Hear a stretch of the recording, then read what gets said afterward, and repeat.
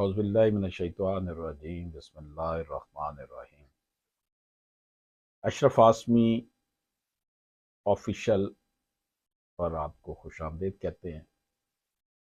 नाजरीन, अगर आपने अभी तक हमारा ये चैनल सब्सक्राइब नहीं किया तो इसे सब्सक्राइब फरमा लें, बेल आइकन को क्लिक कर लें ताकि उर्दू ज़बान में कानून से आगाही के हवाले से जो हमारी वीडियोस बनती हैं वो बर वक्त आप तक पहुंचती रहें।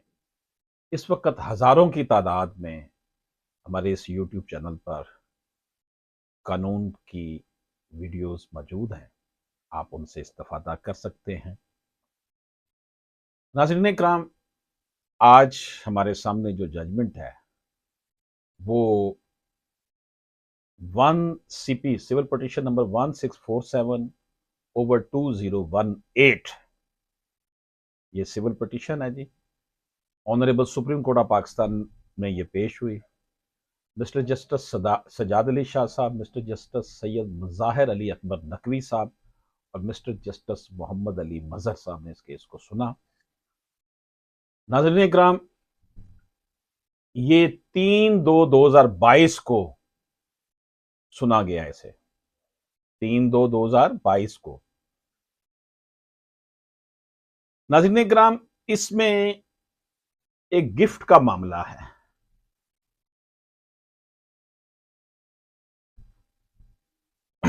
गिफ्ट की हवाले से ये है कि गिफ्ट किया गया। नाज़रीन, मोहम्मद यूसुफ के जो वालिद थे जिनका नाम मखदूम हैदर बख्श था, उन्होंने मोहम्मद यूसुफ को 1952 में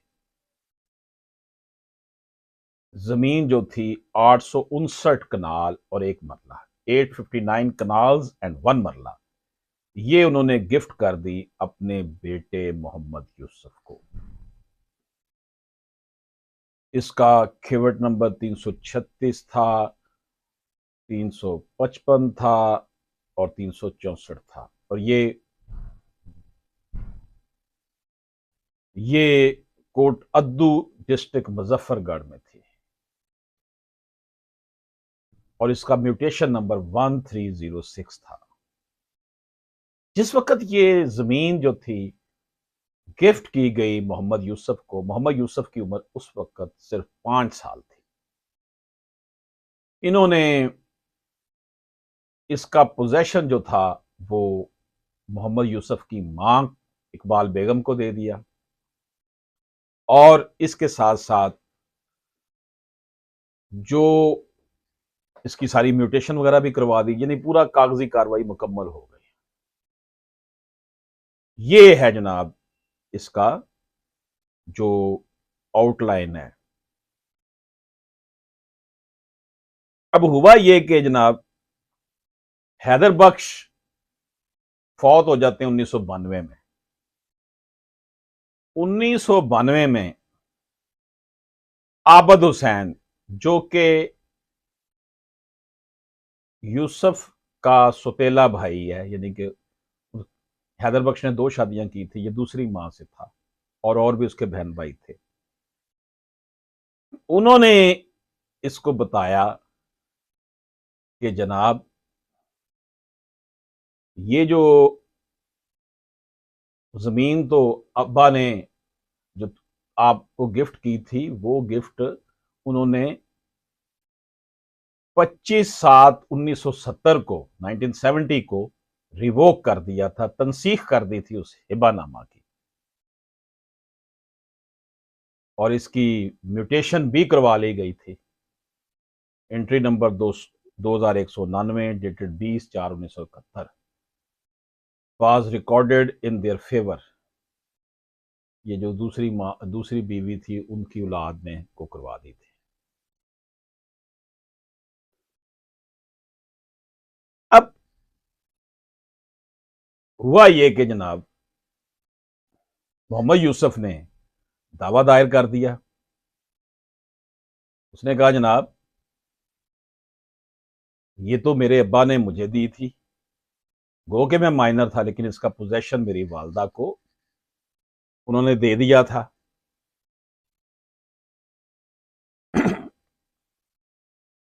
अब ये दावा दायर किया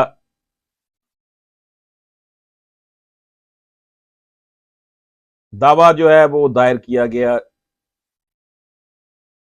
मोहम्मद यूसुफ की तरफ से कि जनाब ये जो उन्होंने कैंसिलेशन करवाई है और ये पेश कर रहे हैं कि 1970 को अब्बा ने रिवोक कर दिया था हिबा जो मुझे किया था, इसको कैंसिल किया जाए। ट्रायल कोर्ट ने दावा मोहम्मद यूसुफ वगैरह जो हैं उनके हक में डिग्री कर दिया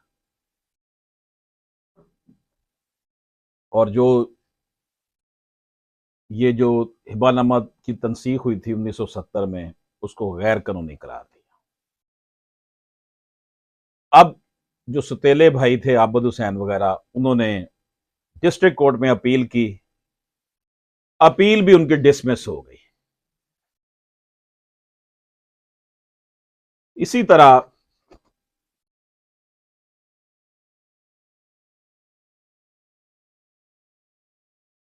जो आबद हुसैन के वकील थे उनका कहना था कि रिकॉर्ड पर जो मौजूद एविडेंस हैं उनके मुताबिक फैसला नहीं दिया गया। ये हाई कोर्ट चले गए, हाई कोर्ट में भी केस इनके खिलाफ हो गया, यानी कि आबद हुसैन वगैरह के खिलाफ हो गया और जो यूसुफ था उसके हक में हो गया।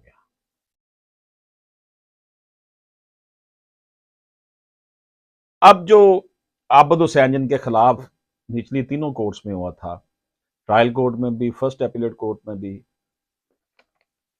वो अब इधर आए हुए हैं सुप्रीम कोर्ट में। उनके वकील का कहना था कि जी मखदूम हैदर बख्श ने 25/7/1970 को हिबा को तनसीख कर दिया था और उसको तनसीख जो किया था वो एक रजिस्टर्ड डॉक्यूमेंट है कि उसको तनसीख किया गया, जो कि सेक्शन 3 जो है ट्रांसफर ऑफ प्रॉपर्टी एक्ट के तहत है और उसमें पब्लिक एट लार्ज को पार्टी बनाया गया था जिसमें मोहम्मद यूसुफ भी शामिल था जब उन्होंने तनसीख की थी। और हिबा तनसीख करवाने के बाद मखदूम हैदर बख्श ने कब्जा भी आबद हुसैन वगैरह को दे दिया था।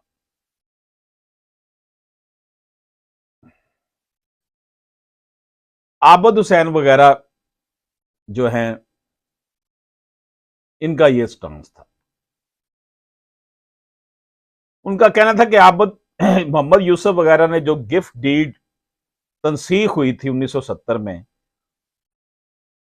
उसको अब चैलेंज कर रहे हैं कि ये टाइम बार्ड हो चुका है, जायदुल मियाद हो चुका है। उनका कहना था कि मोहम्मद यूसुफ पर यह बार था कि वो बताए कि किस वक्त, किस दिन, किस जगह उसे ज़बानी हिबा किया गया था। और 3 अज्जा एक्सेप्टेंस, ऑफर और डिलीवरी या पोजेशन को साबित किया जाना भी मोहम्मद यूसुफ के ऊपर था। आबद हुसैन के वकील का कहना था गो कि 1952 से 1970 और 1970 से दावा दायर करने तक मोहम्मद यूसुफ वगैरह ने एक बयान हल्फी बनाया हुआ है, लेकिन जमीन पर अपना कब्जा साबित करने के हवाले से कोई एविडेंस ये पेश नहीं कर सके। आबद हुसैन के वकील का कहना था कि मोहम्मदन लॉ का भी रेफरेंस इस हवाले से दुरुस्त नहीं है। मोहम्मद यूसुफ की जानब से और उसके वारसान की जानब से जो वकील साहब थे उनका कहना था कि मोहम्मद यूसुफ को जो ज़मीन उसके वालिद ने हिबा की थी उसे ख़त्म नहीं किया जा सकता। आबद हुसैन वगैरह के वकला का कहना था कि दावा टाइम बार्ड है। इसका जवाब मोहम्मद यूसुफ वगैरह के कौंसल का यह था कि 1992 में जब हैदर बख्श फौत हुआ तो ये बात उनके सामने लाई गई कि वो गिफ्ट की तनसीख हो चुकी है, उन्होंने उसके बाद फौरन दावा दायर कर दिया, इसलिए टाइम बार्ड नहीं है। दूसरा DW5 साबर हुसैन जो कि आबद हुसैन वगैरह का ही साथी है, उसका भाई या बेटा होगा, उसने अपने बयान में कहा कि उन्होंने मोहम्मद यूसुफ को कभी नहीं बताया कि ये हिबा 1970 में कैंसिल हो चुका है। साबर हुसैन ने यह भी इतराफ़ किया कि जब तनसीख़ हिबा हुआ तो उस वक़्त मोहम्मद यूसुफ मौका पर मौजूद ना था।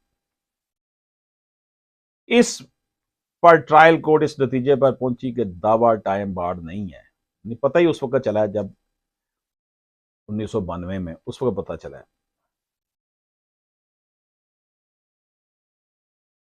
दूसरी बात ये डिस्प्यूटेड नहीं है कि वालिद ने मोहम्मद यूसुफ को 1952 में हिबा किया था जब उसकी उम्र 5 साल थी। आबद हुसैन वगैरह का कहना था कि कब्जा मोहम्मद यूसुफ को नहीं दिया गया था, जबकि रिकॉर्ड पर जाहिर होता है कि मोहम्मद यूसुफ जो उस वक्त नाबालग था, उसकी वालदा इकबाल बेगम ने हिबा को कबूल किया था और अपने बेटे की जमीन का पोजेशन लिया था। और मखदूम हैदर बख्श ने इंतकाल जमीन भी अपने बेटे के नाम करवा दिया था। मखदूम हैदर 1992 में फौत हुए, तब मोहम्मद यूसुफ को गिफ्ट की तनसीख का पता चला था। ये मामलात हैं जी। तो गोया कि पता ही उसको 1992 में चला, तो इसका मतलब ये हुआ कि ये उसके नॉलेज में जब आया तो उसने दावा कर दिया, इसलिए टाइम बार्ड नहीं है।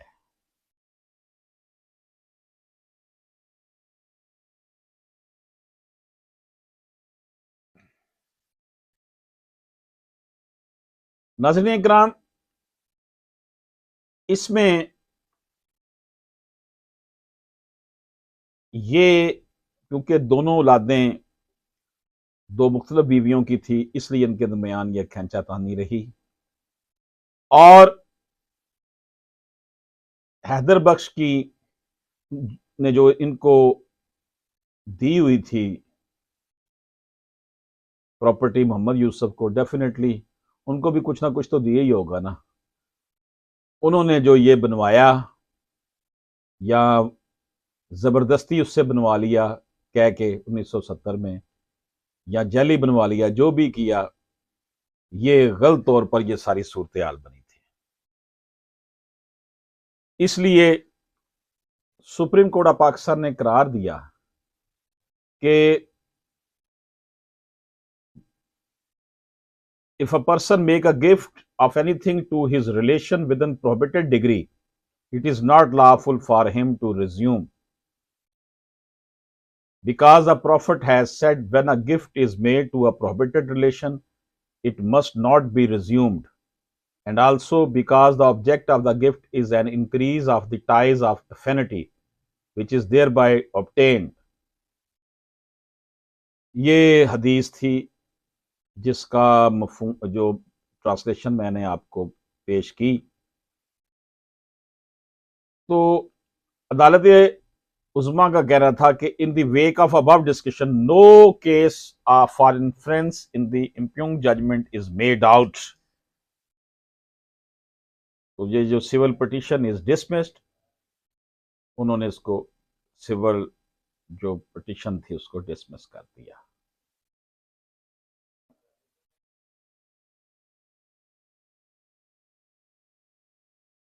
अब आप ये देख लें कि ये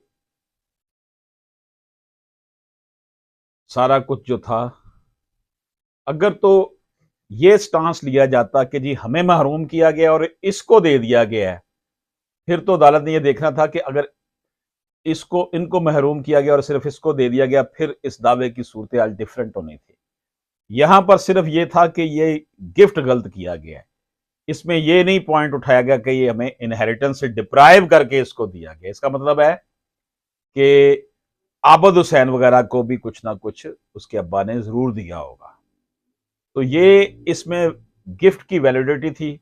डेफिनेटली वो माइनर था, उसके मामला कुछ ऐसे होंगे कि उन्होंने कहा होगा कि इस बच्चे का फ्यूचर में सेव करने के लिए इसके नाम कुछ ना कुछ लगवा दूं, इसको हिबा कर दिया गया। ऐसी सूरत हाल में हिबा जो है वो खत्म नहीं हो सकता, ना ही वो टाइम बार्ड। नाज़रीन किराम, ये थी हमारी आज की जजमेंट जो हमने आपकी खिदमत में पेश की। अशरफ आसमी एडवोकेट को इजाजत दीजिए। अल्लाह हाफिज।